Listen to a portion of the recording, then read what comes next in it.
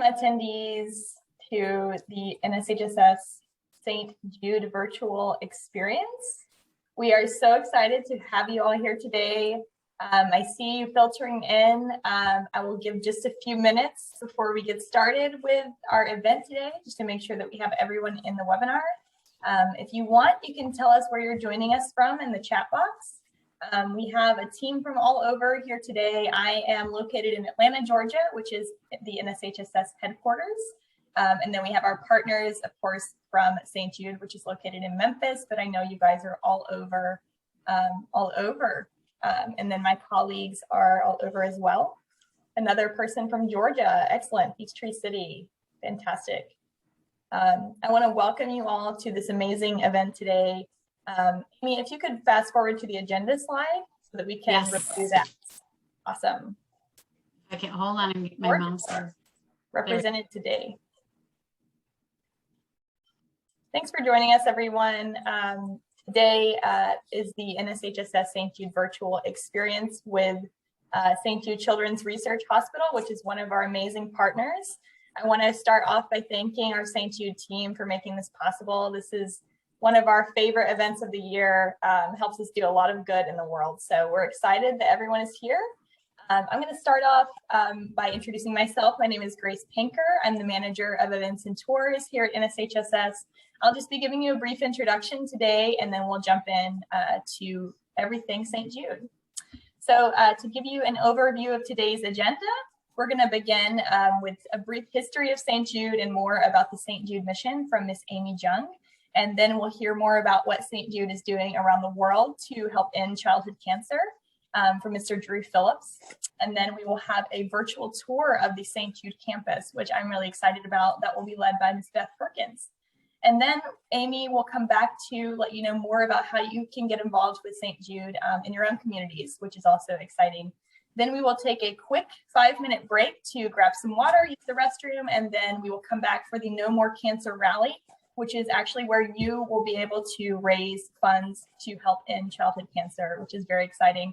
And please be sure to stay for that part of the event because we will be giving away 3 awesome swag boxes to the winners who raise the most money.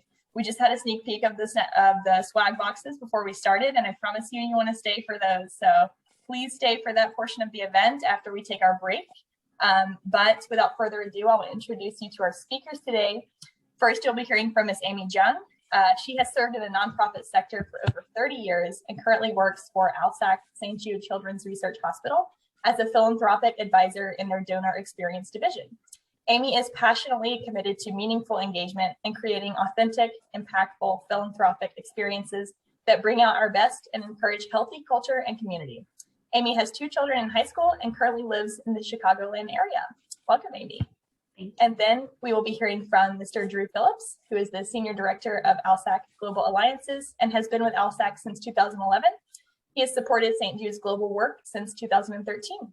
During his time at ALSAC St. Jude, he has been instrumental in the expansion of St. Jude's efforts to include foundations worldwide and the expansion of support services that ALSAC provides.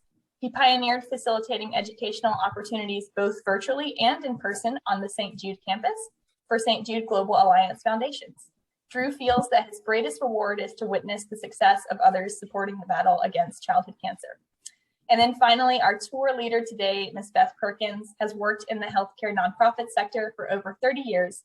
She has been with ALSAC for over 13 years in several different fundraising roles.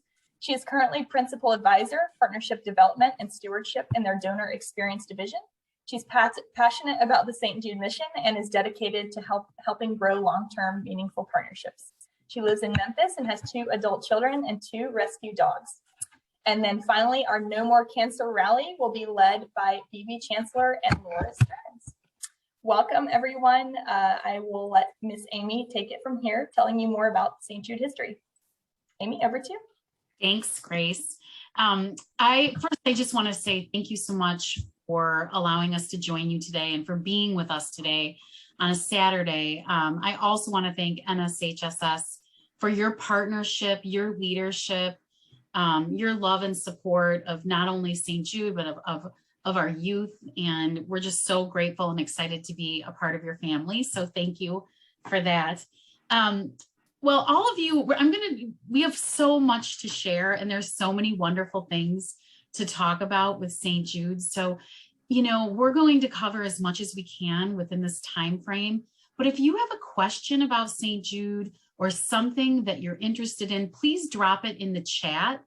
And we will try to get to that today. If not, I promise we'll circle back with some answers to all of your questions, because we really want to make sure you get out of today, what you're expecting. So please use that chat feature, and we will come back to you when we can.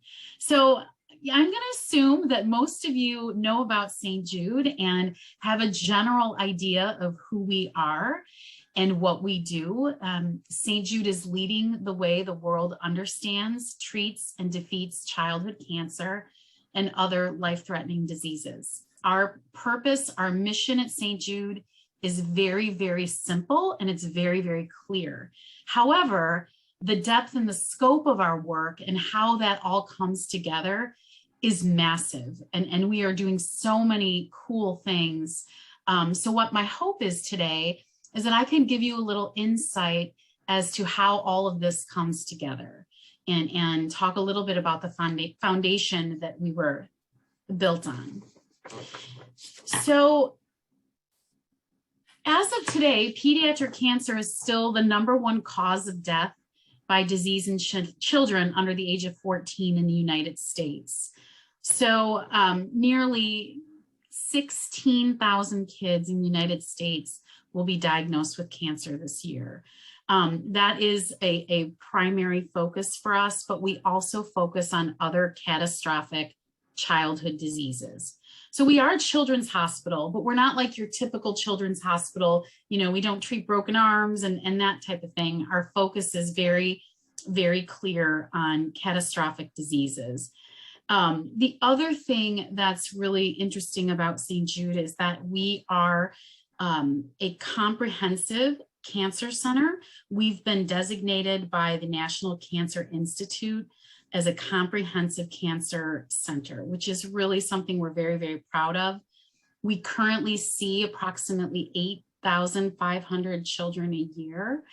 And most of our patients are seen on an outpatient basis. So they'll come into Memphis, and we have different housing opportunities. So for some of our long-term patients, they'll stay in our Target house, which is an apartment setting. They'll go to the hospital during the day for their treatment and then go back to their home at Target house in the evening. And those families are generally with us for 6 months or longer. We also have our Ronald McDonald house for shorter stays, where they're living more in like a community and sharing a kitchen and that type of thing, which is really wonderful and a big part of our healing process too. And then we also have short-term housing on campus as well for patients that are coming in maybe for a couple of days, and then they're going home to continue their treatment. So we do see about 8,500 kids a year, and that's kind of how our clinical model is set up. The other thing that's really great about St. Jude is that we are a research institution, and that is something that Danny Thomas, our founder, had in mind from the very, very beginning. Treatments invented at St. Jude have helped push overall childhood cancer rates from 20% in 1962 to over 80% today. And we are continuing to push forward because we will not stop until we reach 100%. Because of our success and because of the way that we're structured, St. Jude is often the place where doctors will send their toughest cases and most aggressive forms of childhood cancer. So we are, again, very, very specific in focusing on the tough diseases. At St. Jude, there are more clinical trials for cancer than any other children's hospital. And I think one of the coolest things about St. Jude, and Beth will talk a little bit about this or perhaps touch on this in the tour, we are really designed in a beautiful way. So on our campus, you have the hospital where we're treating patients every day, and it's directly attached and connected to our research towers and facilities. So we constantly have the benefit of our researchers and scientists interacting with our clinical teams, which allows us to fast track discoveries and really do our best work. One of the things that, if you're visiting the hospital, we have one cafeteria. And one of the things that Danny Thomas, our founder, really believed is he wanted everybody gathering in one space because we were all there together for the same mission. So you could go to our cafeteria and you could be sitting next to a doctor, a scientist, a patient, a janitor, a secretary, a fundraiser. We all come together in that space. And the same thing is said for how we provide our care and how we do our research. So that's a really beautiful thing, and something I think that is also very, very unique about our hospital. The last piece about St. Jude, I think that's really important, is that we are a charity. And from the very beginning, I think one of the keys to our success is that we have always operated from a place of gratitude, integrity, and goodness. And that foundation was laid by our founder, Danny Thomas, by our board members, and by all of our volunteers. We take great pride in the reputation that we have and the work that we do. And because of that, we have millions of donors and people and volunteers who have embraced our mission with us and support us on an annual basis. And this is so important because 75% of our operating expenses come from people like you. They come from everyday people who say, yes, I want to be a part of this mission. I want to help with research. I want to help with the highest quality of care. So it's really a powerful and moving experience. And because we have that support, two things are possible.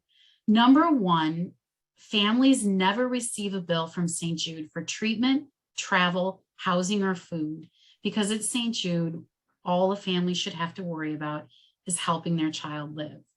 This is so important and amazing. This is a gift because, as a mom, when I think about my kids, if the first thing you want to do as a parent is, number one, make sure that you're getting your child the best possible care for whatever they're diagnosed with, right? You want that peace of mind. You're willing to do anything for it. The second thing is pay for it. How are you going to pay for that? So the wonderful thing about St. Jude, because of donors, is that families never have to worry about that. They never receive a bill, and they have the confidence knowing that they are doing the very best thing possible for their child. And that also plays into the healing process and the wonderful work that we do. So we are very, very, very proud of that.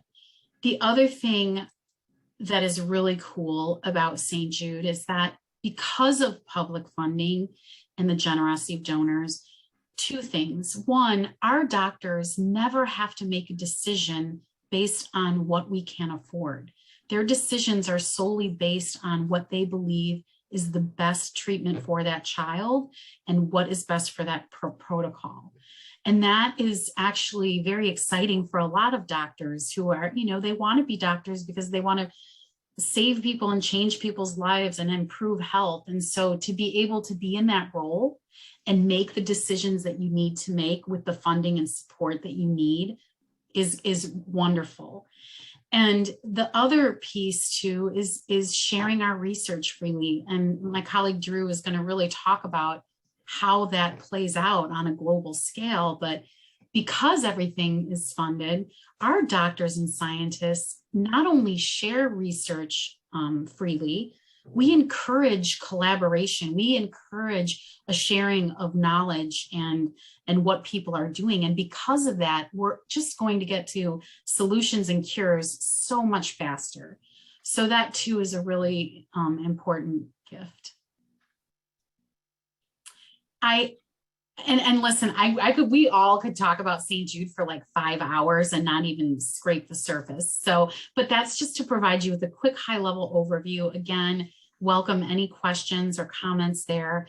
But before I turn it over to Drew, I just want to take a minute to share with you the history of our hospital, because it is so powerful, so beautiful, and it really is the solid rock upon which we have built everything.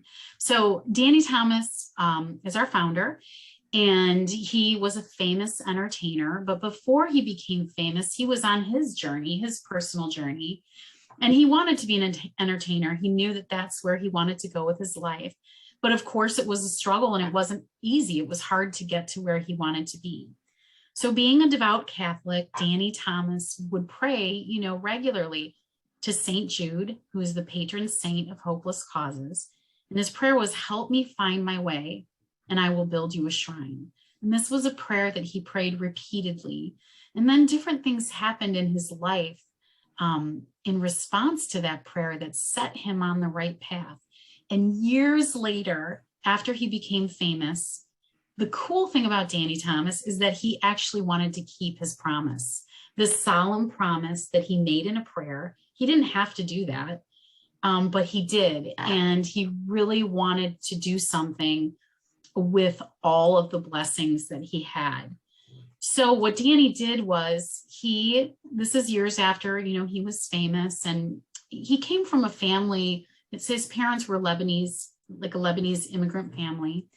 And he was always grateful to the United States for the opportunities that, the United States offered to his family and his fellow Syrian and Lebanese friends. So Danny reached out to all of these people. And Danny and his wife, they traveled across the country, reached out to their Lebanese and Syrian friends and said, help me, let's join together and give back to this beautiful country in appreciation for all that we've been given. And let's build a children's hospital. And he was thinking about St. Jude, and Danny was thinking about, helping the hopeless. Let's take the toughest cases of cancer, or, he thought it was unacceptable that a parent would take their child to the doctor and the doctor would say, "I'm sorry, there's nothing we can do."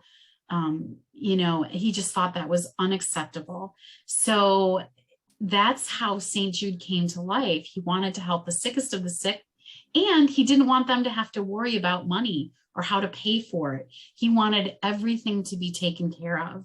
And so he wrote this beautiful, and Danny and all of the founders of the organization wrote this really beautiful document that guides our work today. It's all about remembering where you came from, giving back to your community, doing something active, acknowledging your gifts, being mindful about the parable of the Good Samaritan, and helping your neighbor. So it's just a really beautiful document. And what Danny did, I think, is so moving and impressive. So what I want to do is I'm going to share a little video with you all that's going to take you back to the beginning and bring you back to where we are today. So let me here.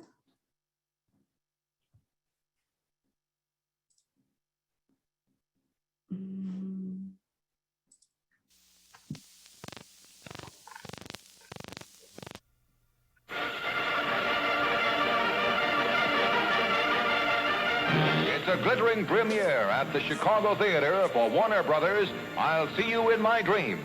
A real dream has come true, for this benefit premiere launches a drive for a new hospital sponsored by the film star Danny Thomas, here arriving with his family. Years ago, Danny vowed he'd build a hospital if he ever became famous. $32,000 are subscribed, the first of $1 million Danny Thomas tells friends he'll raise for the St. Jude's Hospital of his dreams.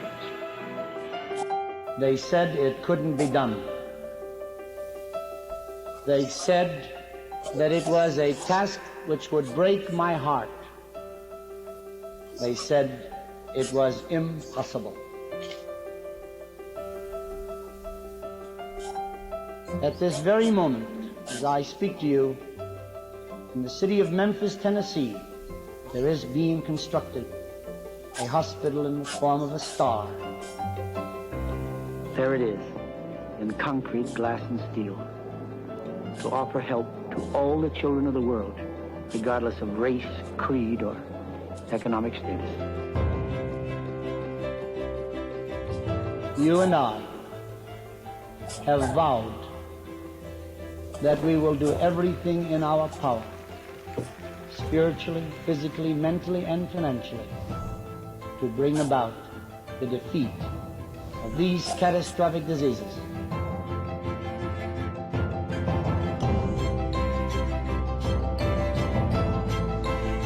We're going to begin with leukemia, and by God's grace, after defeating it, go on to other diseases.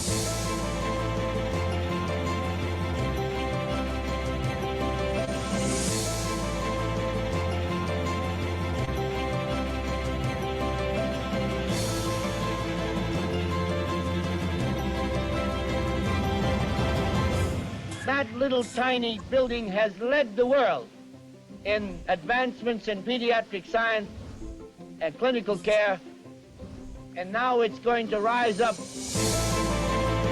You will bring it to the fore through an organization called ALSAC.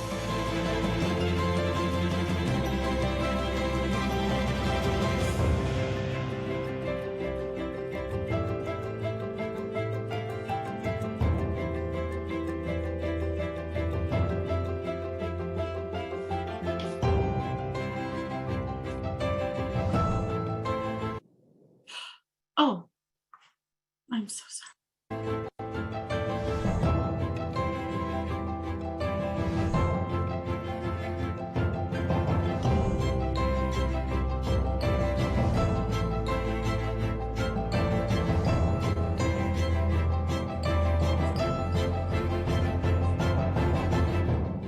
If I were to die tomorrow, I now know why I was born.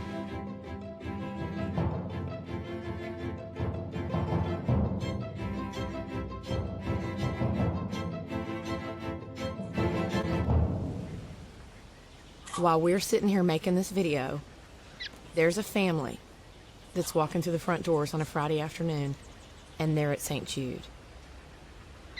When we came to St. Jude, I asked the doctor, "Can you treat my child?" And he said, "No. We're going to cure him."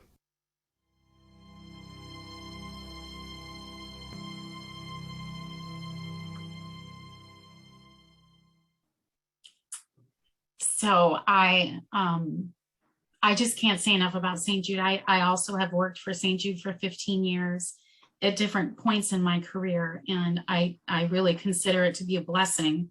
And everything you hear about St. Jude today is absolutely true. And I don't even think we can do it justice. You know, it's just a really incredible place. And what I'd like to do now is turn it over to Drew, who's going to talk a little bit about how we have taken this work and this mission and vision and goodness to a global scale. I'm going to stop. Thank you. Let me share my screen.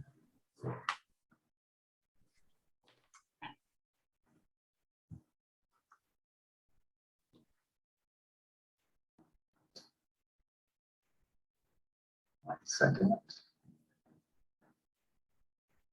Or two. There we go. All right, thank you, Amy. Like Amy's introduced me, I'm Drew Phillips. I'm Senior Director with ALSAC's Global Group, and I've been with ALSAC for 10 years. And what our team does, we're a team of 10. We help foundation members of the St. Jude Global Alliance. And those foundations, they serve the clinical members of the Global Alliance, and they serve the patient families all over the world. And so today I'm going to focus on explaining the St. Jude Children's Research Hospital's global role, but also the role of ALSAC in this work. So as Amy has set up, this is a really clear slide. You may be familiar with St. Jude Children's Research Hospital, but you might not be as familiar with ALSAC. St. Jude Children's Research Hospital, their mission is to advance the cures through research and treatment. And so the other organization, ALSAC, the sole mission of ALSAC is to raise funds and build awareness of the life-sustaining mission of St. Jude. What's really interesting, and you've seen a little bit about it, is they were both founded by the same guy. And so Danny believed that no child should die in the dawn of life. And I really believe that he meant no child should die in the dawn of life anywhere. And why I think that is, I would argue that really from the first, Danny's dream included the desire to have global impact. When you look at the facts that Danny founded a hospital that would share these discoveries all over the world. In Danny's hospital, St. Jude, none of the patients would ever receive a bill, not for treatment, travel, housing, or food. And Danny founded a hospital where at the time it was a segregated city, Memphis, Tennessee, in the United States. This hospital would serve everyone, no matter their race, their religion, or ability to pay. So that legacy and that desire for global impact really lives on in the DNA of both organizations, St. Jude Children's Research Hospital and ALSAC. And here's an image of the opening. This is Danny with Dr. Pinkel, who was one of the first pioneers to really have reproducible success with ALL patients, the most common form of cancer. And when I say common form of cancer, when these guys were shaking hands, it only had a cure rate of 4%. And that's why the hospital is named St. Jude, is because it was considered a lost cause. And Dr. Pinkel was one of his focuses on it was not making those children a lost cause. And so just in 10 short years under Dr. Pinkel and Danny's partnership, they increased the survival rate from 4% to 10%. And the current average survival rate for ALL and other cancers in high income countries is approaching 94% for ALL, but overall 80%. But that's not the way it is in the rest of the world. And in the rest of the world, that's where most of the children live. And they're not in high income countries. So here's the state of pediatric cancer globally. As you can see, there are going to be about 400,000 new cases of childhood cancer around the world every year. And most children don't have adequate access to care. More than 92% are in lower and middle income countries. And almost half of that 400,000 will never even be diagnosed. And so this is just simply not acceptable. And here's a graphic, very simple. 80% survive in the US, only 20% survive in the rest of the world. So it's like it's 1962 in the rest of the world when the hospital is being founded. And so St. Jude is leading the way the world understands, treats, and defeats childhood cancer. And it's true, St. Jude does treat patients from across the globe. However, these are the toughest cases, like Amy referred to. And it's really impractical, and it's not even ideal to believe that the world's children can come to Memphis and be treated at St. Jude. And so the real question is how do we scale St. Jude's impact? How do we impact the quality and the quantity of children treated? So let's look at the way St. Jude is approaching the problem. I'm going to skip this slide since Amy kind of went over it. St. Jude in 2018 launched a global program called St. Jude Global Alliance. This is a picture of the launch, and you can see all the flags from that represent all the countries that St. Jude employees come from. St. Jude is investing more than $100 million in St. Jude Global, and it's really building on the efforts that they've had in the past but it's seeking to leverage more people. And in fact, they've got a new partner, the WHO, the World Health Organization. And so let's talk about why that's important and what the goal is. So the goal of the Childhood Cancer Initiative is to really raise survival rates of the 6 most common childhood cancers to 60% by 2030. And so why? It's because cancer is the leading cause of global childhood mortality for non-communicable diseases. And WHO is important because they have such a door. They open doors and relationships with other government and healthcare institutions. Now let's look at, I've talked about scaling and leveraging others. Let's look at how St. Jude Global is actually tactically doing that. So remember that 92% of the world's children live in low and middle income countries. And before this initiative, we were really just reaching about 3% of the world childhood cancer cases. And the goal is now to really leverage that to get to 30 to 50% in the next few years. So they have 7 regional programs, as you can see: Mexico, Central and South America. The newest region is Sub-Saharan Africa. Eastern Mediterranean, that's a really giant region. It stretches all the way from Morocco all the way to India. Eurasia, that's really the Russian-speaking world. China and Asia Pacific.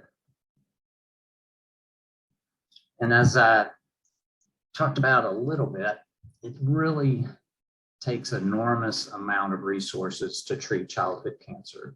And the key roles that have been identified in this effort are the hospital, the government, and the foundations.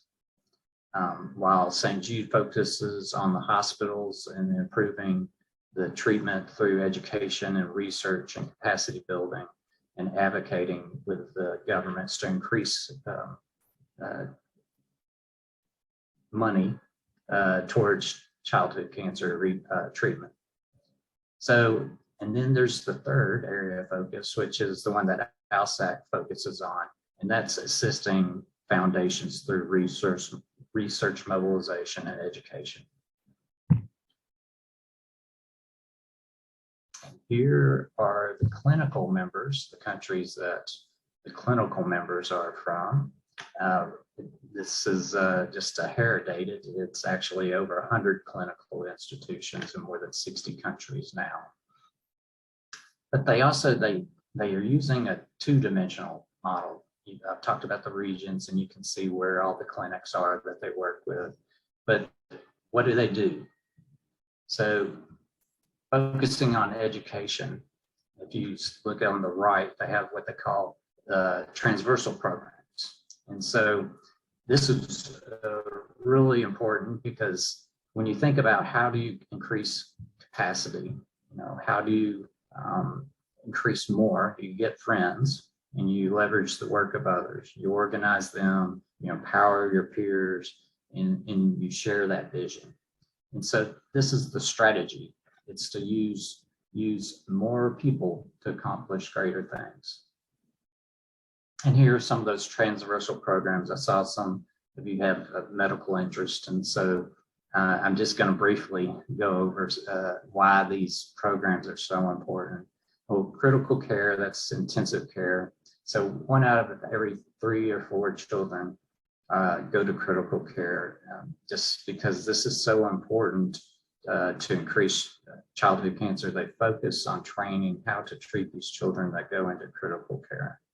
Infectious disease, the treatment of cancer in children sometimes affects the immunity system, and they're prone to infections and other complications. And so this is another focus. And then we all know how important nurses are. Nurses treating childhood cancer and pediatric patients need special training to accomplish what we're looking for. And I saw a question in there about education at St. Jude. they have launched St. Jude Global Academy, which is divided into two parts. They have a global scholars program where the doctors, the oncology doctors, actually come to St. Jude and spend time with the specialists there, and they end up with a degree at the end. But they also form a capstone project, which is an intensive project and plan on how to increase pediatric survival rates in their country or in their clinic. And St. Jude goes a little bit further with that capstone project. They actually help and fund the implementation of that. And this is one of their strategic pillars, which is capacity building. And many of these clinics around the world, as you can imagine, have competing priorities for funding and treatment. And so St. Jude, their global team, has different teams that work on investing in technology and solutions that many clinics around the world don't have the resources to fund. The ARIA guide up in the top left is really fascinating. It's not very technical, and I'll try to explain it. It's almost like an app. You put in the resources that you have available, like diagnostic equipment, the chemotherapy drugs, and you also put in the facts about the patient, and it will produce a custom protocol given the resources that doctor has available in that country. Then registry over on the right, this is very important, and people don't think about the efforts that go into learning more about childhood cancer. And registry is a database. It's a database that contains all the knowledge of pediatric cancer patients and their treatment and their diagnosis and their outcome. And what's amazing about this is it's starting to share that knowledge across borders so that everybody can receive the best treatment that's possible. And then I'm going to talk about our team, the ALSAC Global Alliance team. Now, we're unique. While ALSAC is focusing on fundraising and marketing to support St. Jude's clinical work, ALSAC Global Alliance is focused on teaching and education. And what do we teach? So we have relationships with the foundations that support the clinical members of the St. Jude Global Alliance. And so let me just take a brief moment to explain what that means. So just like there's a ALSAC and a St. Jude, many of those partner clinics of the Global Alliance around the world have foundations that support their work. And so ALSAC Global teaches, mentors, and trains those foundations how to raise more money and provide more services. So engagement, ALSAC engagement, that is the education program and peer networks. Then fundraising platforms, just like the clinical side, many of the foundations need databases and training on how to raise funds online. And then we also tell the St. Jude Global stories, and I'll explain a little bit more about that. So why are our foundations so important?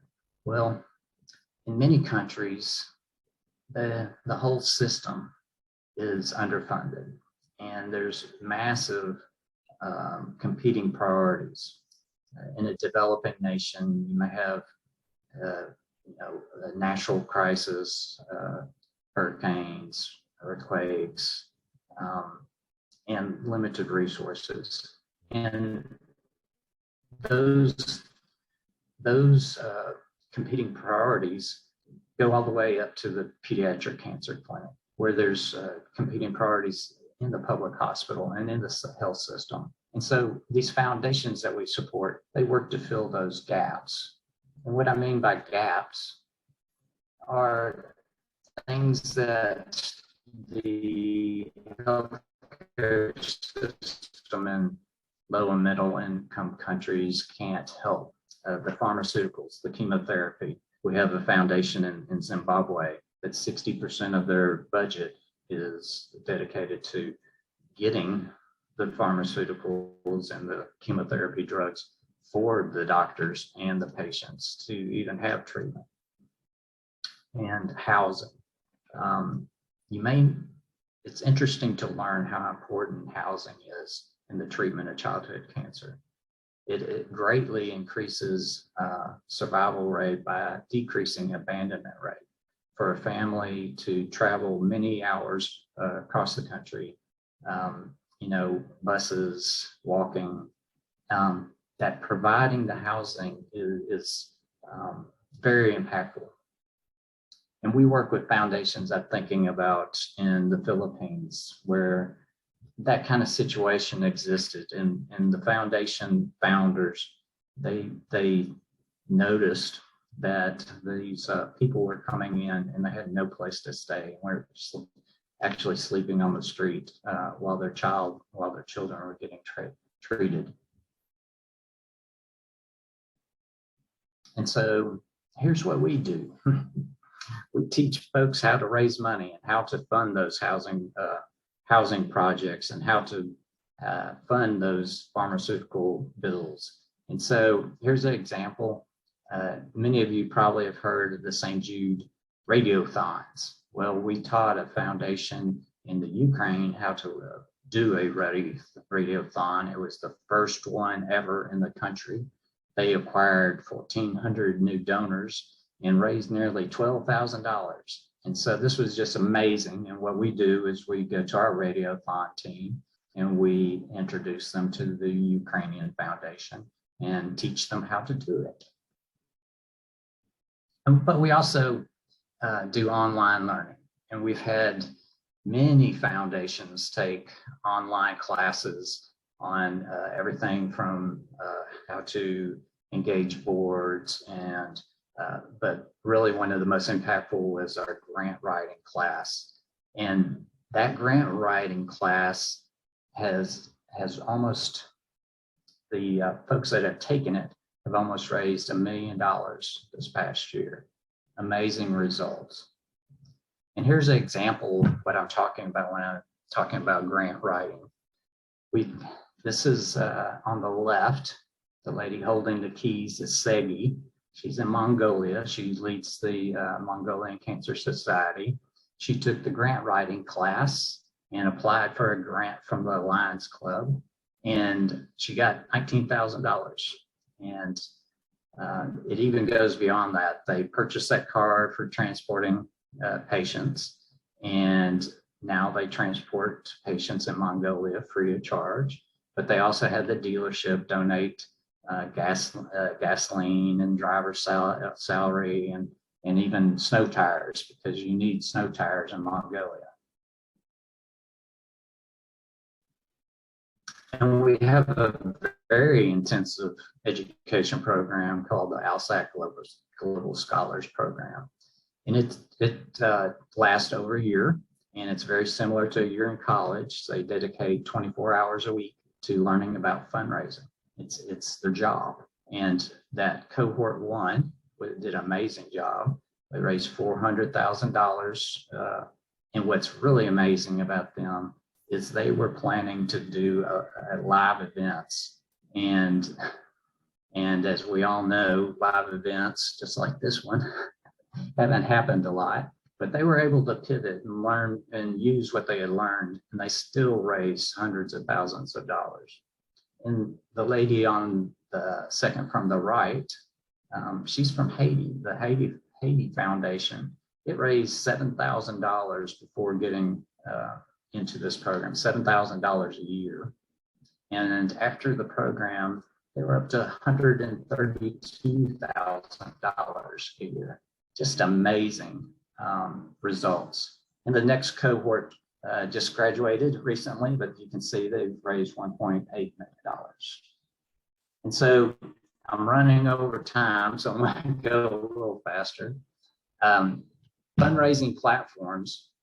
On the left is an example of a donation page from our friends in Brazil, Hospital de Amor. And 9 foundations have implemented a digital platform for online fundraising. And they've raised almost $172,000 since last November. Amazing results. The foundation at the top, Honduras, they're really knocking it out of the park. They raised $19,000 online last month. And those are amazing results for foundations that have never raised funds online. And last, we are focusing on telling more of these stories, just like I've been telling you. And so you will start seeing more stories out in the public. Even next month, if you go to the Aspire website or get the magazine. This is my friend Natalia. I met her in a meeting in Minsk. She's actually from the area, and her son had pediatric cancer, and we've been training her to fundraise in Moldova, because Moldova is really struggling to improve childhood cancer rates, survival rates. And thank you. Let me now turn it over to my colleague Beth, who's going to show you a tour of St. Jude Children's Research Hospital. Thank you, Drew. Drew, there are a couple of questions you might want to answer in the Q&A. Someone asked if we're working with New Zealand and Australia. So when you say we are working with, absolutely, they are working with hospitals in Australia, I know specifically, but that's at the high level of research sharing. And so both of those countries are considered high income countries. So they're not a focus of the St. Jude Global Alliance, but there are hospitals that work with shared research with St. Jude in Australia. Yeah, in fact, our own Nobel laureate, Dr. It's Australian. Yeah, it's from Australia, and Dr. Richard Webster is as well. Thank you. I am going to, okay, and then I wanted to answer another question. Someone had asked saying that and I hit the wrong button, so I need to answer this live. Caroline, you asked about residency programs in pediatrics at St. Jude. Actually, all pediatric residency programs are done through the University of Tennessee College of Medicine, which is in Memphis, and then you do rotations at St. Jude. But we do have a pediatric oncology fellowship program for postgraduate studies, as well as several years ago, we opened our own accredited PhD program in biomedical information, and their task is helping to identify treatment plans for all of the research that we gathered through our pediatric genome project. So we do have a heavy presence, the residency program. We have residents through family medicine, pediatrics, OBGYN, as well as surgery and internal medicine rotate through the hospital during the residency. And then several of you have asked about shadowing opportunities. There is a program for kind of internship program through the hospital with the labs. I do not know if there are any restrictions right now because of COVID, but you can always go to stjude.org/careers, and that's where you will find postings for internships at the hospital. We're two separate organizations with the hospital and ALSAC, but we do offer internships within ALSAC for those students in college. So I'll answer that. Those questions are answered. If you have anything else, please feel free to answer and ask in the chat. But right now I'm going to share my screen and share a look inside St. Jude.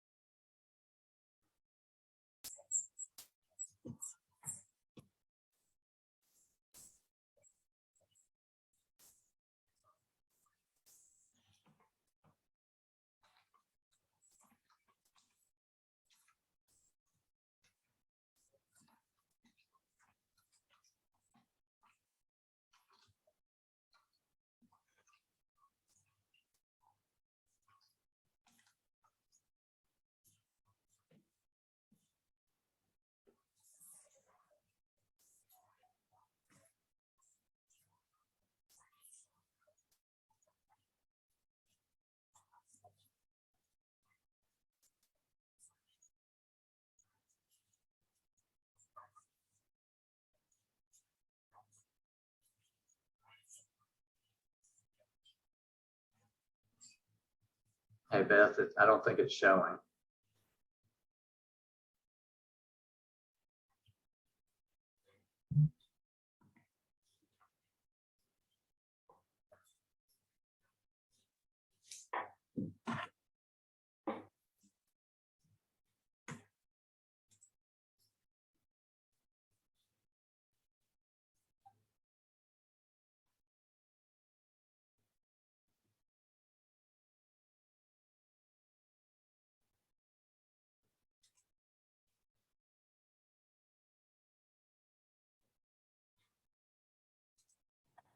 Hi there, Beth. We can't see the tour. Are you sharing your screen? I am. Yeah, we only see your camera right now. Oh, There we go. Okay, awesome. Now we can see. do I need to start over? Yes, we didn't see any of the beginning. Okay, here we go. Our journey begins with a dream. This statue is our founder, Danny Thomas. When he first promised St. Jude Thaddeus that if he helped him find his way in life, he'd build him a shrine, there's no way he could have imagined where that would lead. The founding of St. Jude Children's Research Hospital is truly an amazing story.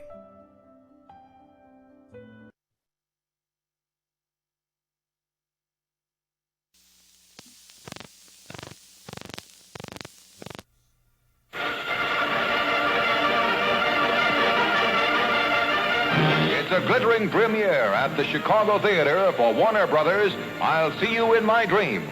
A real dream has come true, for this benefit premiere launches a drive for a new hospital sponsored by the film star Danny Thomas, here arriving with his family. Years ago, Danny vowed he'd build a hospital if he ever became famous. $32,000 are subscribed, the first of $1 million Danny Thomas tells friends he'll raise for the St. Jude's Hospital of his dreams.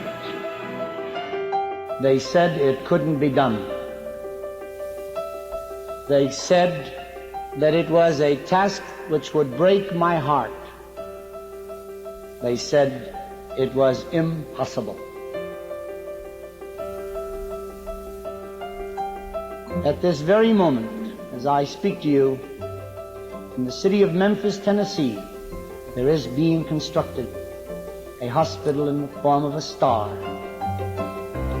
There it is, in concrete, glass, and steel, to offer help to all the children of the world, regardless of race, creed, or economic status.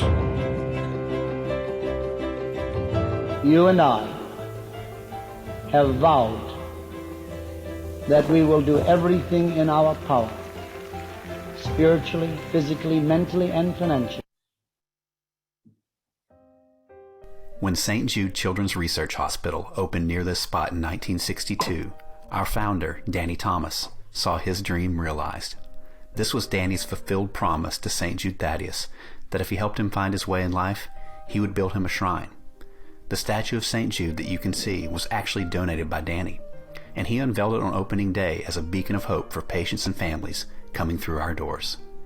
This statue was important to Danny, and I didn't realize how important it was to me until one night in 1987.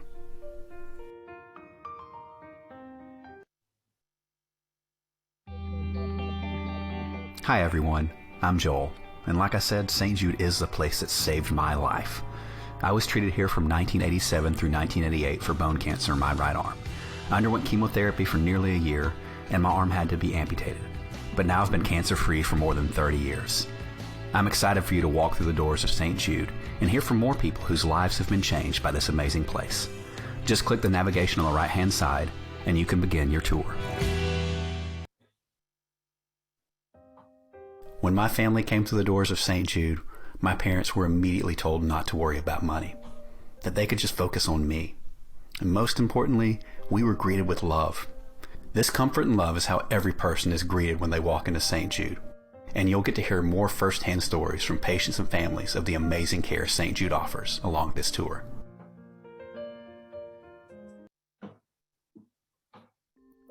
Hi everybody, I'm Lindsay. Thank you so much for taking time to see St. Jude. This place is so very important to me. I was treated here from 1991 to 1994 for acute lymphoblastic leukemia, which is the most common form of childhood cancer. When St. Jude opened in 1962, the survival rate for my type of cancer was only 4%. Today, it's 94%.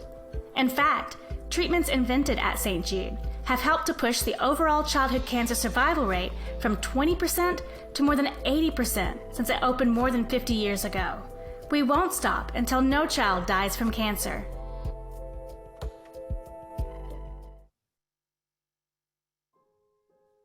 What you see right now is our registration area, which is the starting point for each visit to St. Jude. This is where patients have their vital signs taken daily and receive a wristband that is checked before any medical procedure. The wristband identifies the patient and coordinates with their computerized medical record to make sure that the child's customized care is delivered accurately.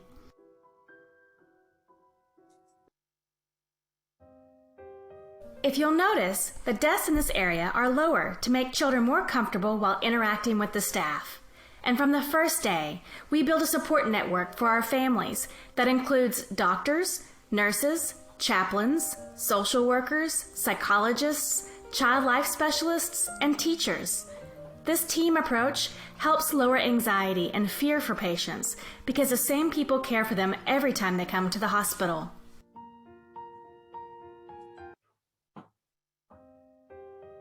This area is home to both the hematology and our specialty clinics.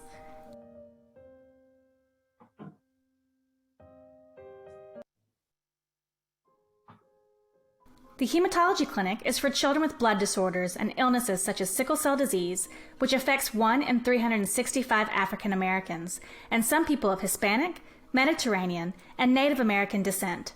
St. Jude was actually the first institution to cure sickle cell disease with a bone marrow transplant. In the 1980s, a patient who already had sickle cell disease was then diagnosed with acute myeloid leukemia, or AML. She came to St. Jude and received a bone marrow transplant to cure the AML, and doctors discovered that the transplant cured her sickle cell disease as well.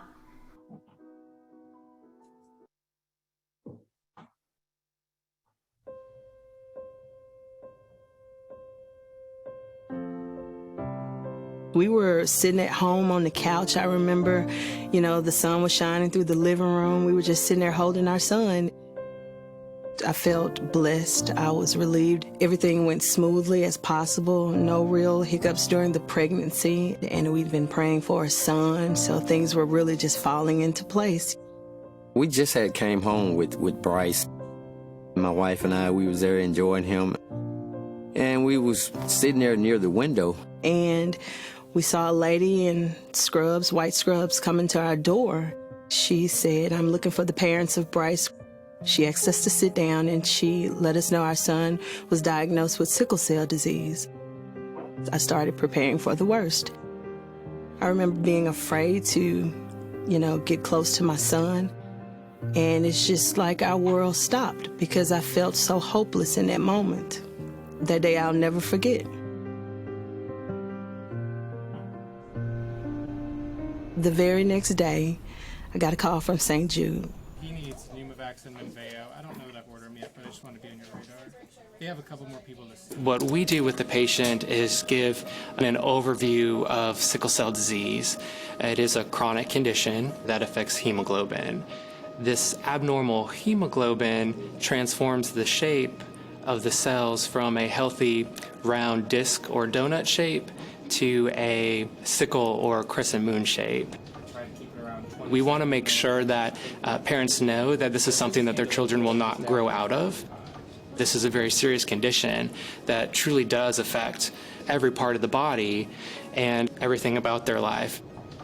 Sickle cells don't flow through the blood vessels as easily as healthy red blood cells. The most common and well-known complication of sickle cell is pain. The pain ultimately is due to tissue damage because tissues aren't able to get the oxygen when those sickle cells clump in the circulation. Many patients will describe it as the worst pain that they've felt. Generally, the pain can be devastating, especially if it's very frequent or severe. Bryce, please come to assessment triage. Every 2 weeks, we would come to St. Jude. Sometimes he would start crying a lot, start getting fever. When he'd get a cold or anything like that, he couldn't fight it off.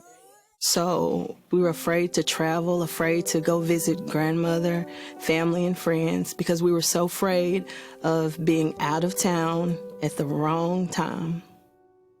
But St. Jude did a great job of educating us on what the journey would look like, and to be able to just get my son here and not think about how we will pay for it. It just takes so much weight off of my family. St. Jude allowed me to focus on being a mom to Bryce and to understand that he will receive quality care. There is hope for the future, and there is hope in the management of sickle cell disease. Currently, we are investigating alternative treatment options, including gene therapy, and the hope is that in the future we may even be able to essentially remove the sickle gene and replace it with healthy DNA that would be a cure. It is a process, so until that happens, we are really just doing our best to help manage any complications that may occur, and hydroxyurea has been shown to help reduce the frequency or severity of pain crises. When we began hydroxyurea, I began to see my son's personality. He laughed and he played and he was just everything a little boy should and could be. It looks like he's been doing well. We did get his labs back today, so just... Well, today in our clinical visit, we received some news. Bryce's numbers were exceptionally well. We started out coming every 2 weeks, and now we can actually go about every 6 months. All right, there we go. From the beginning, I thought it was a death sentence. And now, through St. Jude, I understand the seriousness of it, but I'm not in such a fearful place. You can live and you can have more good days than bad days with sickle cell disease. I really believe in Bryce's lifetime, we'll see a cure. There's always hope, because this is a research hospital and they're always trying to find a cure. And I'm just so glad they are committed to finding cures and just taking care of our patients.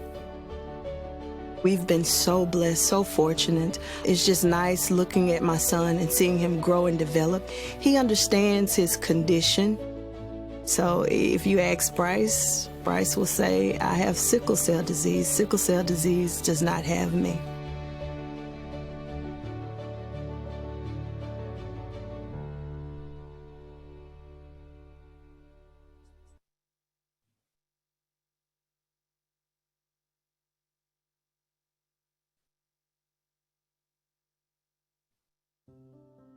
Our specialty clinic area strives to meet the needs of the whole child here on our campus through 17 specialty clinics that include ear, nose, and throat doctor, eye doctor, dentist, and cardiology.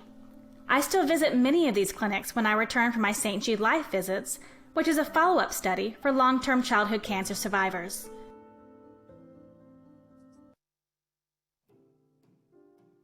Welcome to the medicine room. A goal of St. Jude is to minimize inpatient stays, and right here is where many patients receive their treatment as an outpatient. The chairs you can see are for shorter therapy infusions, and there are private rooms just behind these for longer treatments. Many times, our patients are able to receive their chemotherapy, then return to their housing facility or home, and not have to worry about spending the night in the hospital. The medicine room is also home to our most important celebration, the No More Chemo Party. A patient's care team and families surround them and celebrate the end of their treatment. We have a special look at that for you right now.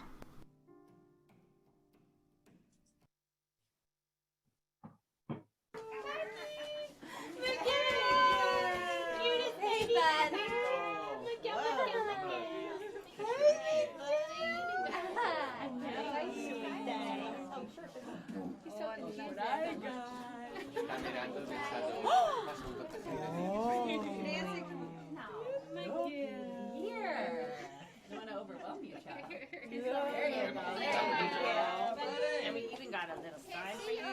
You can read, Mama. I know too many people. Not even close. All right, be shy. One, there we go. 2, 3. Our patients patients have the cutest SMILEs. Our patients have the sweetest HEARTs. Oh, we love to see you every day. But now's the time we get to say, pack up your bags, get out the door. You don't get chemo anymore.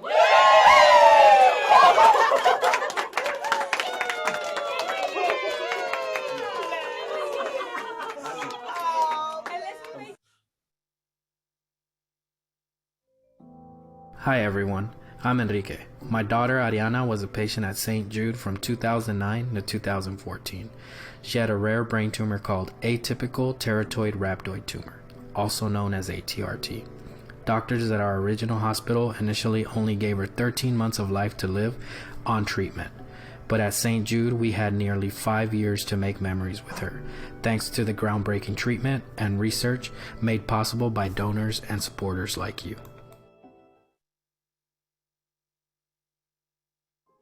This is the main entry into St. Jude Children's Research Hospital. My family and I spent a lot of time in this building, and St. Jude staff always went above and beyond to help make it feel as close to home as a hospital possibly can. Pay special attention to the design of the front desk, with the word welcome in many different languages. This acknowledges the fact that St. Jude takes care of families from all around the world.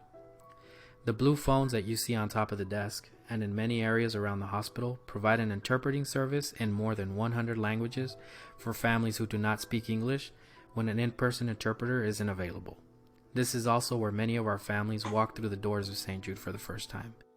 Speaking from first-hand experience, it is a very overwhelming feeling. But St. Jude staff greets each and every family with an incredible amount of hope and comfort. This is where many families learn for the very first time that they'll never receive a bill from St. Jude for anything. Not for treatment, travel, housing, or food. Because all a family should worry about is helping their child live.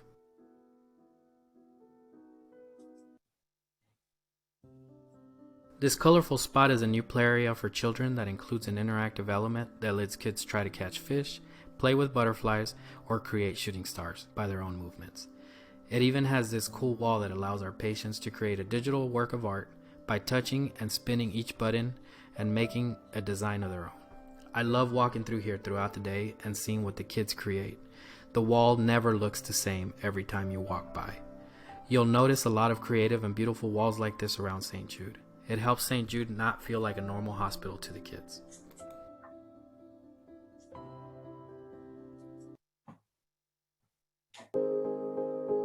St. Jude Children's Research Hospital is a place where science and survival meet, and that is well reflected in our main entryway between K Research and Care Center and Chili's Care Center. Now, between these two buildings, we house several floors of research, diagnostic imaging, radiation therapy, proton therapy, surgical suites, our intensive care and bone marrow transplant units, and our inpatient rooms.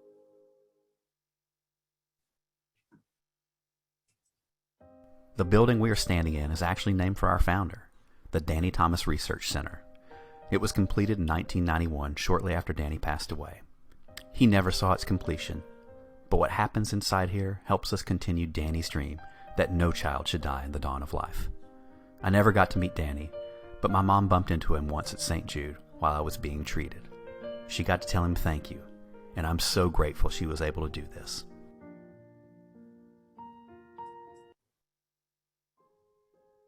So this guy should look familiar by now. Of course, this is a bust of our founder, Danny Thomas. You see that his nose is nice and shiny because our staff, families, and visitors like to rub it for good luck. Feel free to give it a try.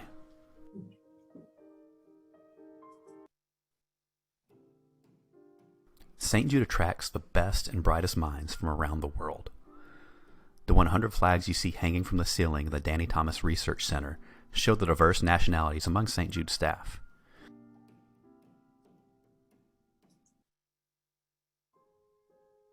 There are 182 laboratories across the campus conducting research day and night into cancer and other life-threatening diseases.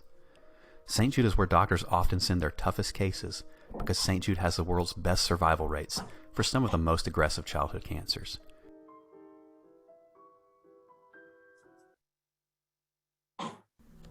Hi everyone, I'm Vivian. When I was 13 years old, I was diagnosed with a form of childhood bone cancer called osteosarcoma. I was treated here at St. Jude between 2007 and 2009 with a year of chemotherapy and lots of surgeries. While those were a couple of the hardest years of my life, I also have beautiful memories of my time here at St. Jude. And I'm happy to say that today I'm 11 years cancer-free. I'm so excited to take you through the halls of St. Jude and show you some of the most special places in my life.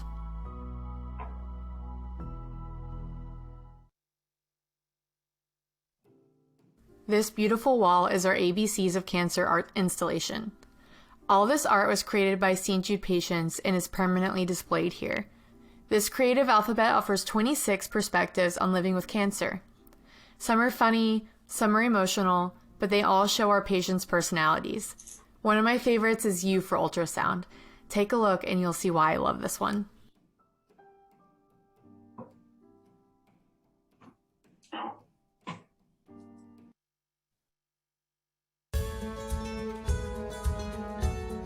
This is the part of our campus where we all come together to share more than just a meal.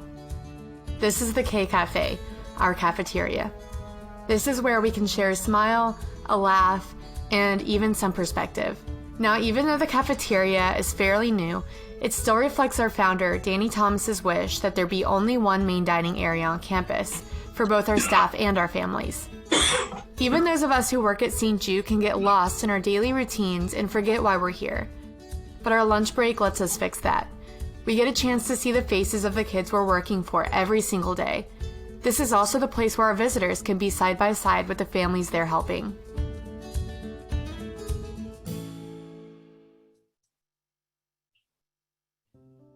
When you hear the words hospital cafeteria, you probably wouldn't think that food sounded very good. But that's not the case at St. Jude. Not only is our cafeteria home to great food, it's a unique place where everyone can come together. Unlike most hospitals, St. Jude has never had a separate. When you hear the words hospital the cafeteria offers more than 16 different types of food. In addition to preparing food for the cafeteria, the culinary team also operates a catering department and provides patient room service. Food for inpatients is actually prepared in a separate area of the kitchen for better infection control.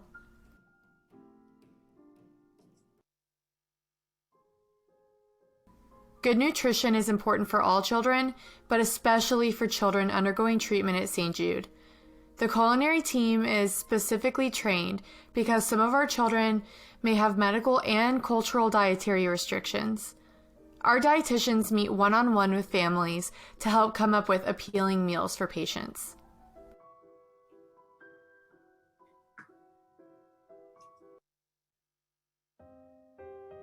This pavilion is at the front of our campus and showcases the history and heritage of Danny Thomas and St. Jude.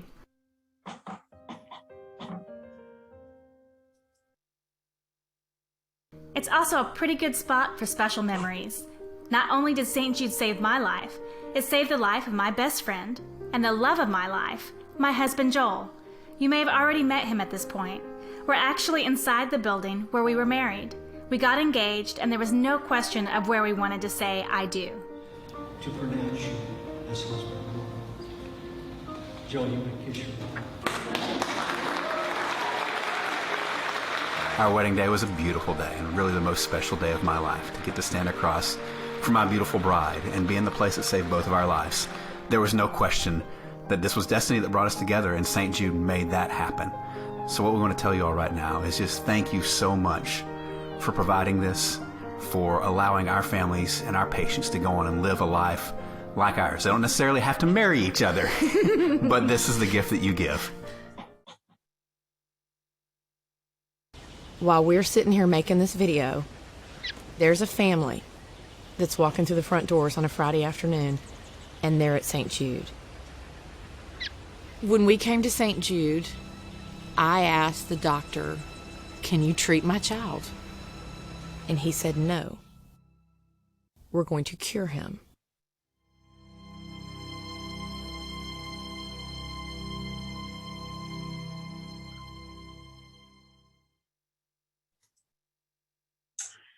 Well, thank you, everyone. I apologize for the technical difficulties that it's user error, trust me.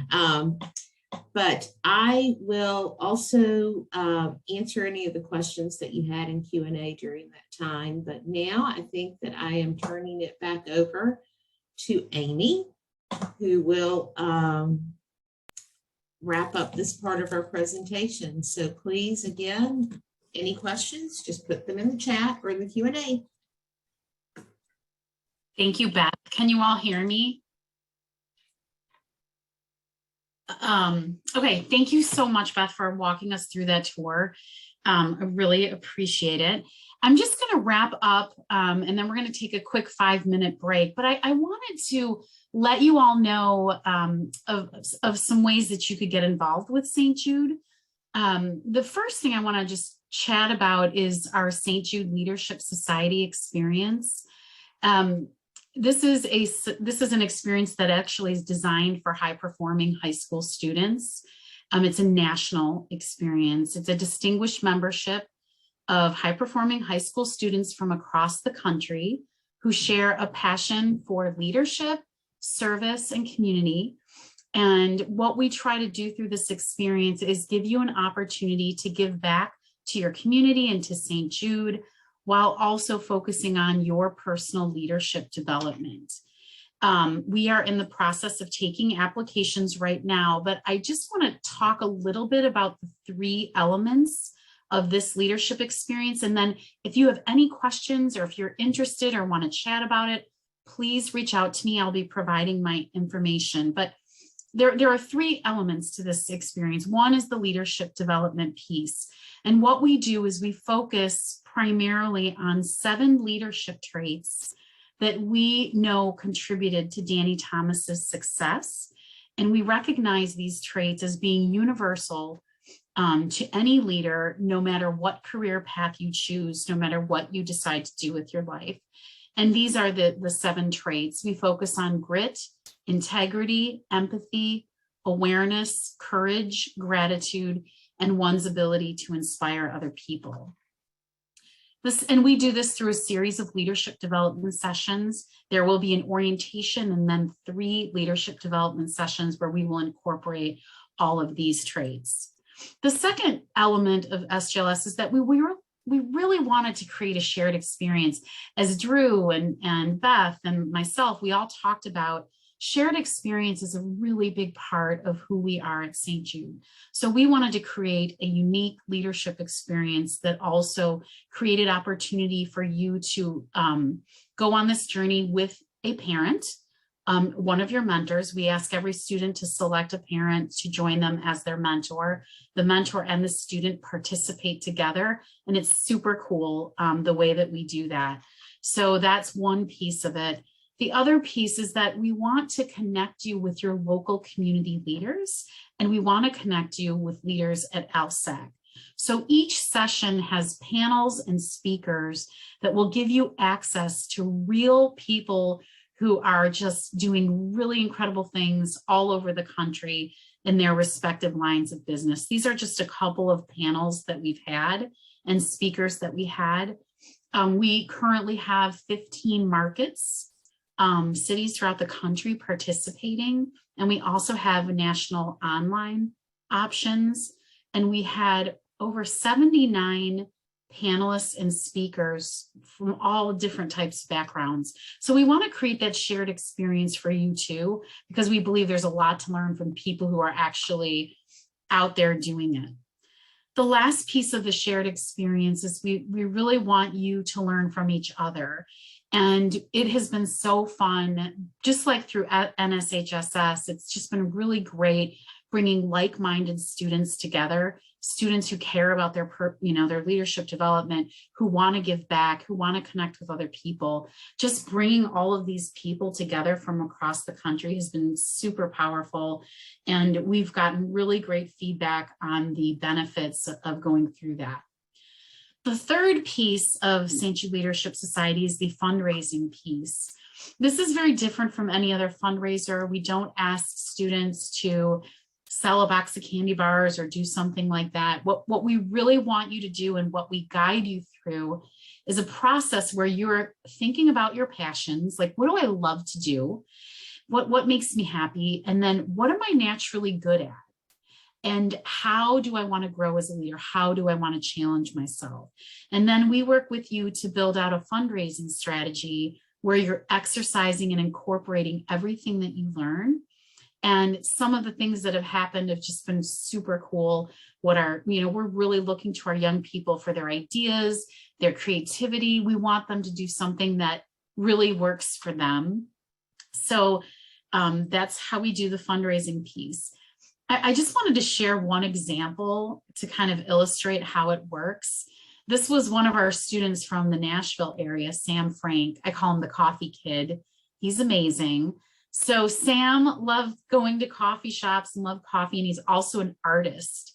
So he asked a local coffee shop if he could do a specialty blend, and then he designed the label on the coffee bags, and he did all of these social media posts and sent it out to everyone in his network and his family's network, and he raised over $5,000 selling coffee and partnering with this company, which is a really great opportunity for him to exercise his skills. So that just gives you a quick high-level idea.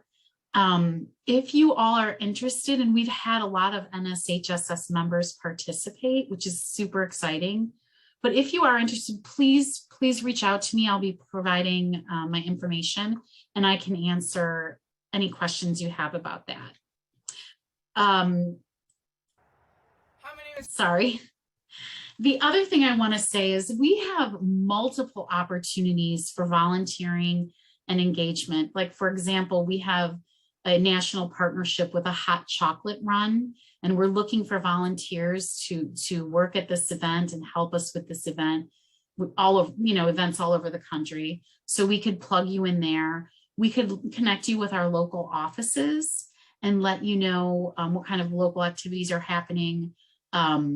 So if you want to get involved, just please give me a call. Here's my contact information, and I'm happy to work with you to connect you in a way that really works for you and that is meaningful for you. So that's it. Please stay with us. We're going to take a 5-minute break. Again, if you have any questions, drop them in the chat or the Q&A, and be sure to come back to experience our No More Cancer Rally. It's really fun. And as Grace mentioned, we have some fun swag and awards that we're going to share. Am I missing anything, anybody? Did I cover it all?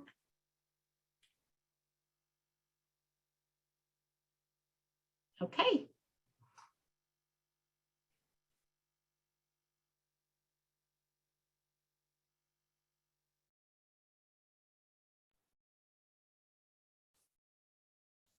Hi, everyone. We will give you guys just a couple more minutes to get in here. And while we are waiting, we're going to get to listen to St. Jude Patience's playlist that she's made for us. Take a seat right over there, sat on the stairs, stay or leave. The cabinets are bare and I'm unaware of just how we got into this mess. Got so aggressive. I know we meant all good intentions. So pull me closer. Why don't you pull me close? Why don't you come on over? I can't just let you go. Oh, baby. Why don't you just meet me in the middle? I'm losing my mind just a little. So why don't you just meet me in the middle? In the middle, baby. Why don't you just meet me? All right, guys. So now, since I feel like most of you guys are in here, my name's Bibi, and I'm going to be hosting this No More Cancer Rally with you guys. Laura is going to be co-hosting with me. She's going to be all over the Q&A in the chat, answering any questions you might have, and also letting me know if you guys have any questions for me. So to get started, how to rally to help save kids. So at St. Jude, as you saw in the tour, when a patient finishes chemotherapy, The family, friends, and the whole entire care team come together to celebrate in a No More Chemo party. Through a St. Jude No More Cancer Rally, which is what we're doing today, you too can celebrate and help make milestones like this possible. We are all here supporting the same mission of finding cures and saving children. So over the next half hour or so, I promise, I know that y'all have had a long day listening to all of us talk about St. Jude, so I won't keep you guys for too long. We will be competing in a series of fundraising challenges for a chance to win prizes and reach a fundraising goal. So in order to get started, first you're going to have to log on and register for the NSHSS St. Jude event. So you can either scan the QR code here, or Laura is going to post the link in the chat for you all. And then also what you're going to need to do is sign up for our points page. So this is where we're going to keep track of all of you guys completing your challenges. And then also at the end, we'll announce our winners. So Laura's also going to post the link to the rally link. And throughout this rally, you're going to be toggling kind of between these two links. And so now, before we really get started, we're going to stop and watch this video. And just to give you guys a better idea of what a No More Chemo Rally really means to the kids at St. Jude. Chemotherapy treatment can take months, even years to complete. To a child, 2 years can feel like forever. So when patients at St. Jude finish chemotherapy, we celebrate with a No More Chemo party. 1, 2, 3. Our patients have the cutest SMILEs. Our patients have the sweetest HEARTs. Oh, we love to see you every day. But now's the time you get to say, hang up your bags, get out the door. You don't get chemo anymore.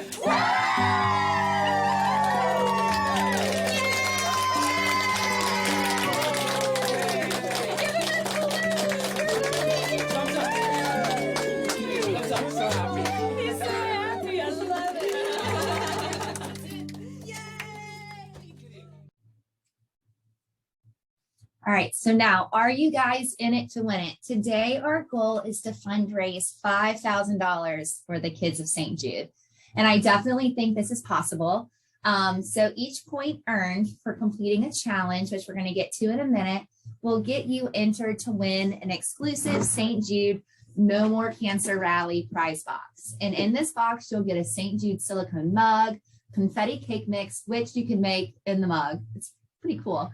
A St. Jude notebook, keychain, and then also a I Heart St. Jude cowbell. You know, you can put that in your locker, on your desk, or give it to a friend, you know, really whatever you would like to do. All right, so now we are fully ready to party with a purpose.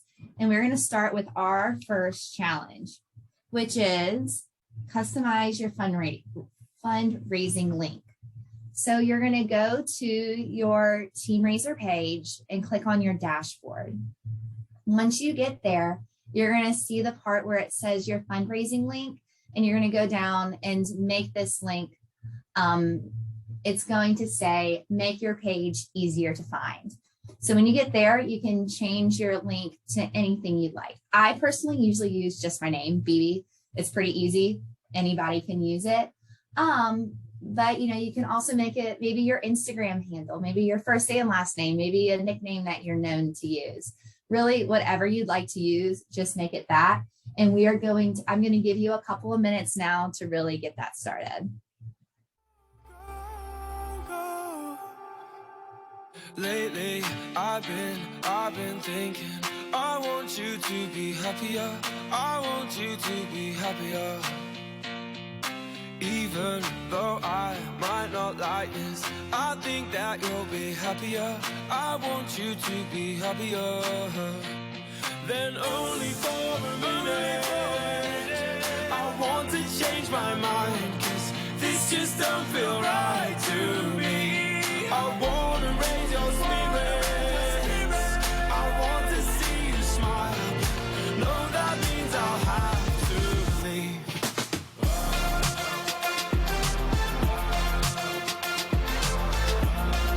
No, that means I'll have to leave.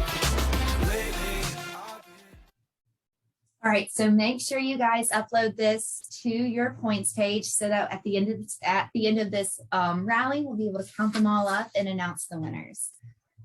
So now we're going to see if you guys have been listening over the past hour and a half. So add in your answer to the chat box. So who is the founder of St. Jude Children's Research Hospital? I want to see this chat box and hear what everyone is saying. All right, yes, so you guys are hitting the nail on the head. It is Danny Thomas, and he was, as y'all have already heard from Amy from our tour, from the virtual tour, he was really a great guy and a super interesting guy, and I really, really urge you guys to read up on him. His story is truly inspiring.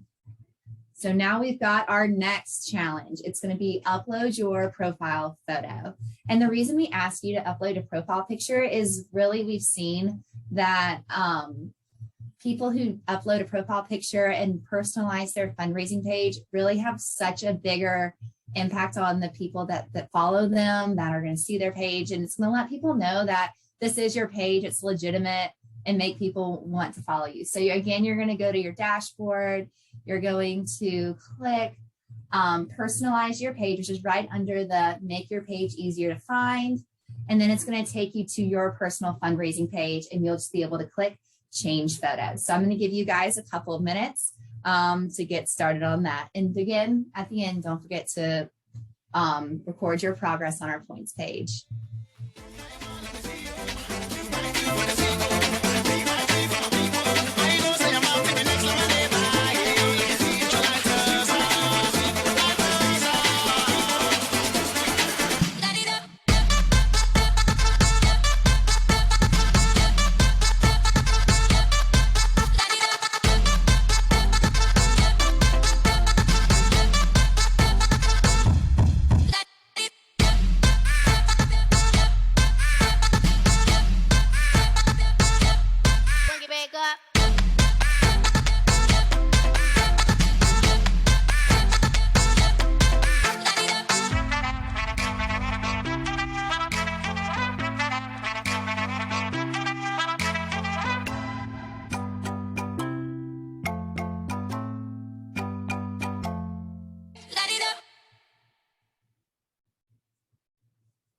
Alrighty, guys. So now we're going to move on to the next challenge, which is increase your fundraising goal.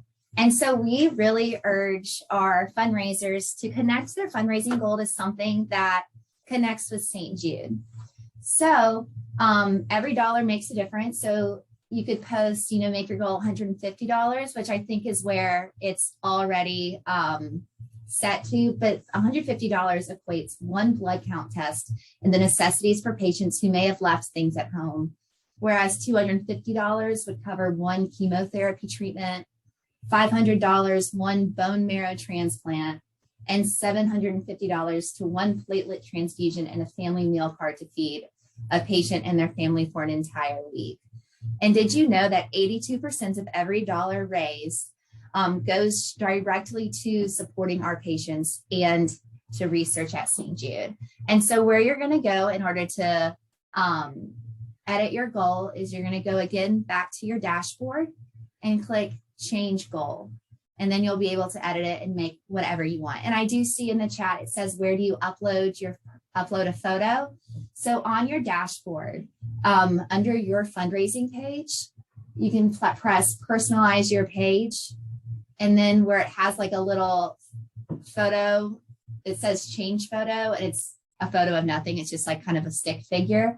You're going to press change photo, and you're going to be able to choose a photo from your laptop or from your phone. And yes, you can still register, and it's free to sign up. The link should be in the chat. So we will get back to increasing your fundraising goal. And I'll give you guys a couple of extra minutes for those of you who might be a little behind, so you can all catch up. I'm a handful, baby. I know I never think before I jump, and you're the kind of guy the ladies want. And there's a lot of cool chicks out there. I know that I went psycho on the phone. I never leave well enough alone, and trouble's gonna follow where I go. And there's a lot of cool chicks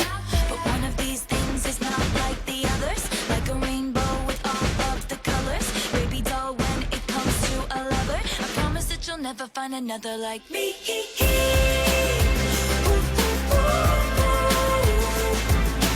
I'm the only one of me. Baby, that's the fun of me.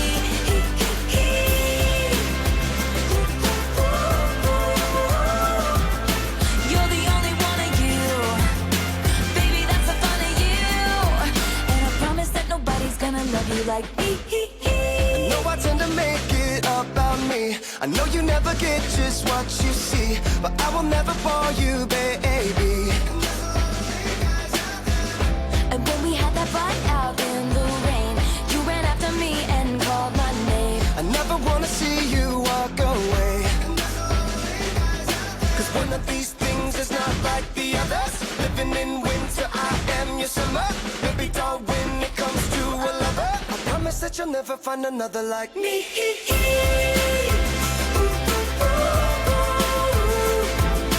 I'm the only one of me. Let me keep you company.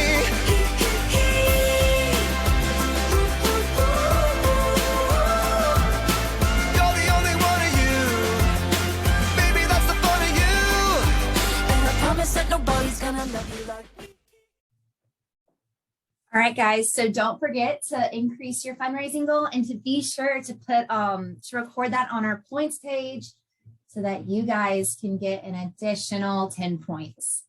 So next, we're going to go on to another trivia question. So fill in the blank again. Write the answers in the chat box. Families never receive a bill for treatment, travel, housing, or what from St. Jude. All right, we got Deborah and Tabitha. Wow, okay, everybody knows this one really easily. It's for food. That is absolutely correct.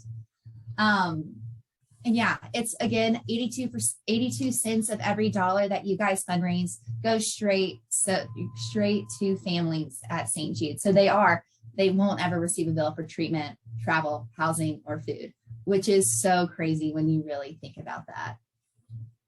So next challenge is going to be share your why. So customize your bio in your fundraising page by telling people why you're supporting St. Jude. It can be a personal connection, or you can tell like a story of a St. Jude patient. If you scan that QR code, it's going to take you to Jordan's story on our St. Jude Inspire page, and you can post her video or watch it, to give you guys some inspiration. And then again, we are going to record your progress on the points page, and you're going to earn 10 points for doing that. And again, this can be found in your dashboard, and it's going to be under, again, you click personalize your page, and that's going to take you to your personal page where you changed your photo, and you're just going to press the edit this section where it says I'm raising funds to support St. Jude. You can add stuff about NSHSS, really anything you want. So again, I'm going to give you guys a couple of minutes to get that all set up and record your points.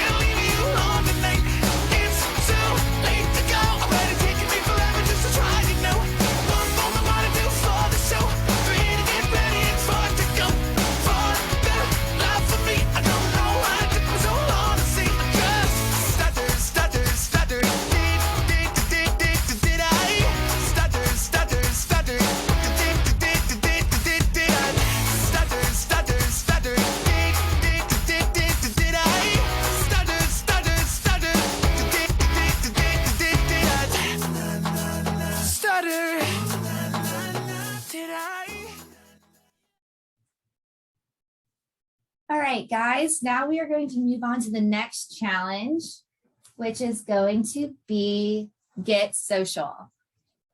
So you can either create a Facebook fundraiser, that's going to be in your dashboard as well. I know I have a sister in high school and she does not have Facebook. She thinks I'm weird for having it. So it's okay if you don't have one.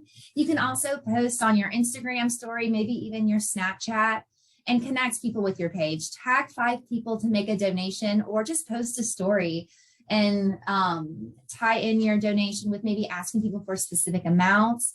Maybe do a cute boomerang, maybe show, this whole presentation, and then record your progress back on the points page. I also highly recommend that you guys put your fundraising link that you made in your Instagram or Snapchat bio, just to make it super easy for people to get to. So again, I'm going to give you a couple of minutes for that, because I know it can take some time to make an Instagram story or a Facebook post or whatever you'd like. And again, use that chat if you're having any more questions. We change the weather, yeah. I'm feeling heat in December when you found me. I've been dancing on top of cars and stumbling out of bars. I follow you through the dark, can't get enough. You're the medicine and the pain, the tattoo inside my brain. And baby, you know it's obvious, I'm a sucker for you. Say the word and I'll go anywhere blindly. I'm a sucker for you.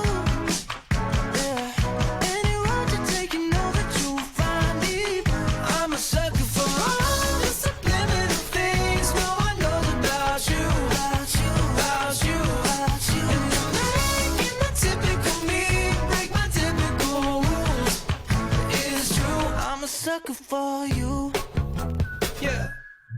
Don't complicate it, yeah. 'Cause I know you and you know everything about me. I can't remember all of the nights I don't remember when you're around me. I've been dancing on top of cars and stumbling out of bars. I follow you through the dark, can't get enough. You're the medicine and the pain, the tattoo inside my brain. And baby, you know it's obvious, I'm a sucker for you. Say the word and I'll go anywhere blindly. I'm a sucker for you, yeah. Any road you take, you know that you'll find me. I'm a sucker for all the subliminal things no one knows about you, about you, about you, about you. And you're making the typical me break my typical rules. It is true, I'm a sucker for you.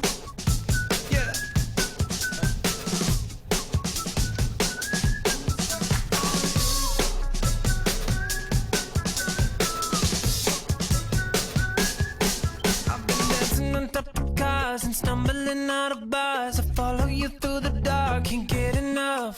You're the medicine and the pain, the tattoo inside my brain. And baby, you know it's obvious, I'm a sucker for you, yeah. Say the word and I'll go anywhere blindly. I'm a sucker for you, yeah. Any road you take, you know that you'll find me.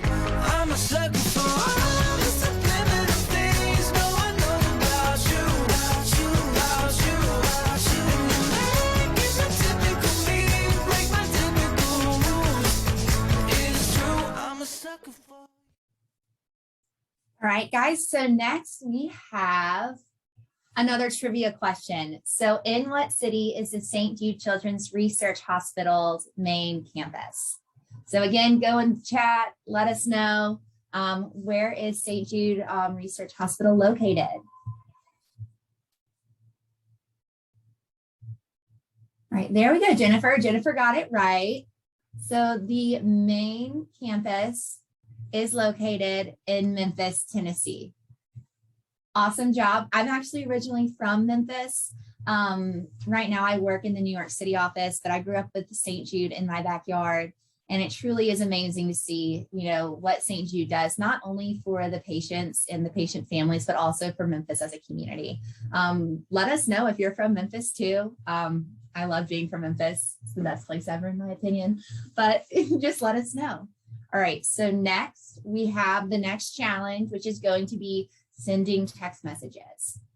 So text 5 people in your network. These can be friends, family, anybody you know, and ask them to donate to St. Jude on your behalf. And don't forget to include your customized fundraising link in that ask. Here's a sample question for you guys. But before I let y'all just see that, I want to let y'all know that you earn 20 points for every 5 people you text. So you can text more than 5 people, say 10, and you'll get 40 points. So this is kind of where you really get to set yourselves apart from other people in this points challenge. So text as many people as you can. Really, you can just copy and paste. Super, super easy. And I'll give you guys a couple of minutes to get going on that.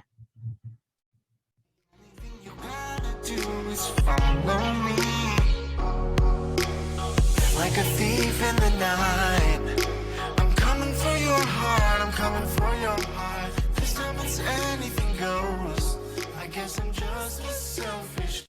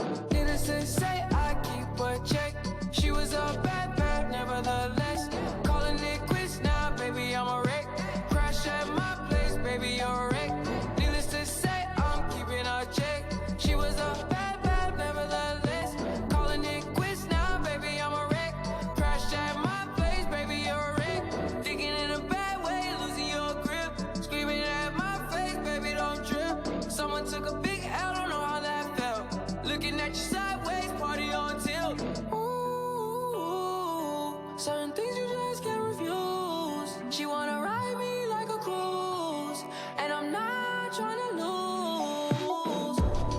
Then you're left in the dust, unless I stuck by you. You're a sunflower. I think your love would be too much, or you'd be left in the dust, unless I stuck by you. You're the sunflower. You're the sunflower. Every time I'm leaving on you, you don't make it easy, no. Wish I could be there for you. Give me a reason to. Oh, every time I'm walking out, I can hear you telling me to turn around. Fighting for my trust and you won't back down. Even if we gotta risk it all right now. I know you're scared of the unknown. You don't wanna be alone. I know I always come and go, but it's out of my control. And you'll be left in the dust unless I stuck by you. You're the sunflower. I think your love would be too much, or you'll be left in the dust unless I stuck by you. You're the sunflower. Alrighty, guys, so now we're going to move on. Keep on sending those text messages, though, if you're not quite done. Just because we moved on from the challenge does not mean that you can't still record your points or send those text messages. So now we're going to go on to sending emails. So I did see one question in the chat. And so this is what you can do, maybe if you don't have a cell phone. Send emails. So challenge is send 10 emails to your network asking for them to donate to St. Jude. Again, don't forget to include your personal fundraising link. Actually, too, in your dashboard, you can just use already customized emails. So in your dashboard, if you look at where it says dashboard in the top, if you just click email, then you can literally select ask for donations, and it makes the email already for you. You can just copy and paste it, send it to your recipients. We make it super easy for you guys. We don't want it to be hard on you guys at all. So next, again, you're going to get 50 points for every 10 emails. So if you can, the most you can send is 50 emails and get 500 points. Okay. But again, this works just like the text messages. The more emails you send, the more points you're going to get. So again, I'm going to start playing our patients playlist, and then just keep on recording your points and send some emails.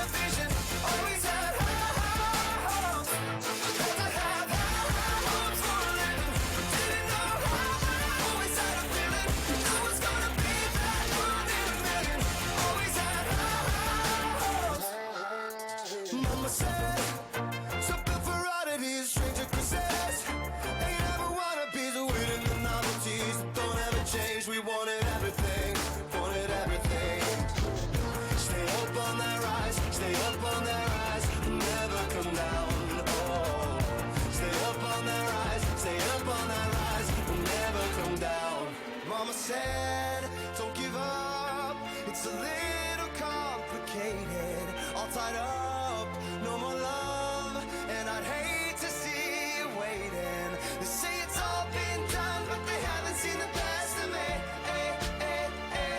So I got one more run, and it's gonna be a sight to see. Had to have high hopes for a living, shooting for the stars when I couldn't make a killing. Didn't have a dime, but I always had a vision, always had high hopes. Had to have high hopes for a living, didn't know how, but I always had a feeling I was gonna be that one in a million. Always had high hopes. Had to have high hopes for a living, shooting for the stars when I couldn't make a killing. Didn't have a dime, but I always had a vision, always had high hopes. Had to have high hopes for a living, didn't know how, but I always had a feeling I was gonna be that one in a million. Always had high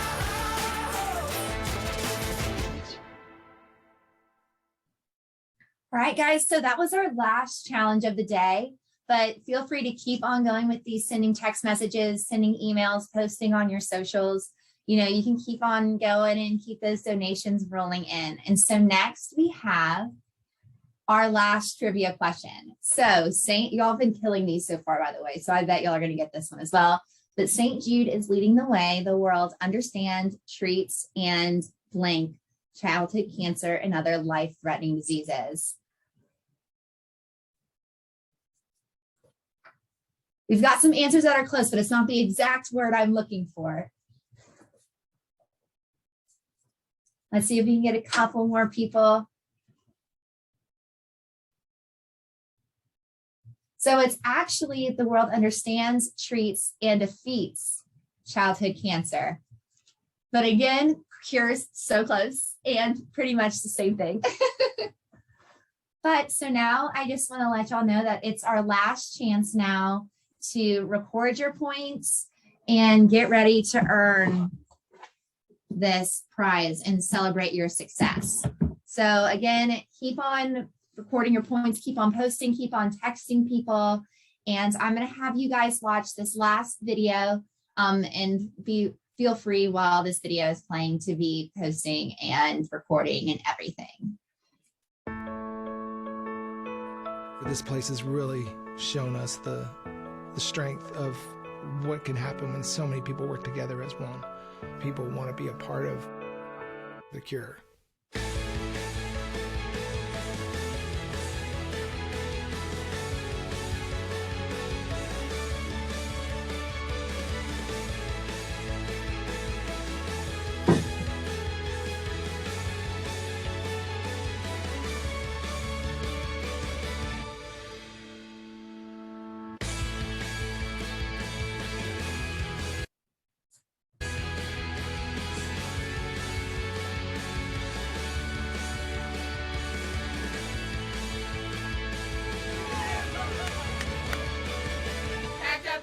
Get out the door, you don't get chemo anymore.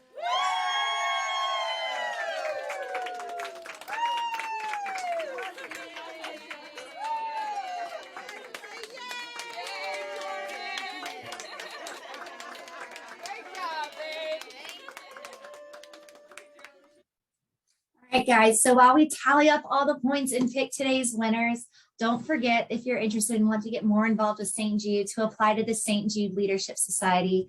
I actually am in charge of, if there's anyone here in the New York or Connecticut area, I'm actually in charge of you guys. So feel free to reach out to me if you have any questions specifically to that. And Laura also works with SJLS in the Charlotte office. I'm pretty sure anyone in the Charlotte area, you'll be working with Laura. So we are going to be editing the PowerPoint and adding in your names really fast while y'all just look. You can look into SJLS right now or just sit back and relax and keep on recording your points. We're gonna have a good time tonight. Let's celebrate. It's all right, baby. We're gonna have a good time tonight. Let's celebrate. It's all right. We're gonna have a good time tonight.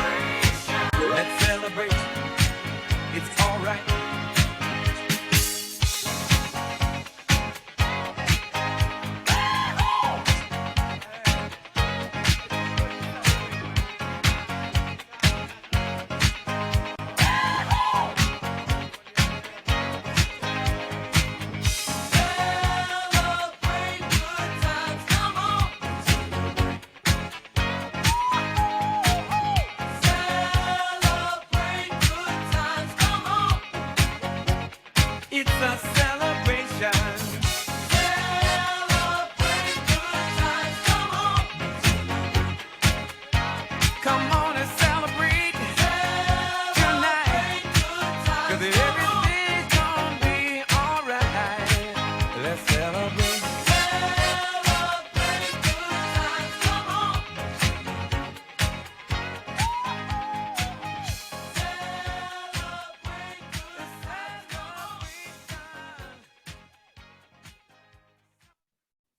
Alrighty, guys. So drum roll, please, and I will on the next slide has everybody's name who received one of these exclusive No More Cancer Rally boxes. Let's see if it's going to go. So congratulations. You will be the following people are going to be receiving this No More Cancer Rally box, and I'll open it for you guys now that it's done so y'all can see what exactly is in it. Super cute, all for you guys. It's going to be shipped right to your home. And yeah, I just wanted to thank you all again so much for joining us and for all of your hard work. The points page was going crazy, and I cannot wait to see how much you guys fundraise. So again, just keep up the hard work. You'll have your fundraising link for a while, so you can keep on fundraising there. And again, just thank you so much for joining us and for sitting through this really long, pleasant presentation on a Saturday afternoon. We are just so excited to have you guys. And again, I'll keep the link up. Go back to this link in case any of you guys would like to join SJLS. So again, thank you all, and keep on asking questions.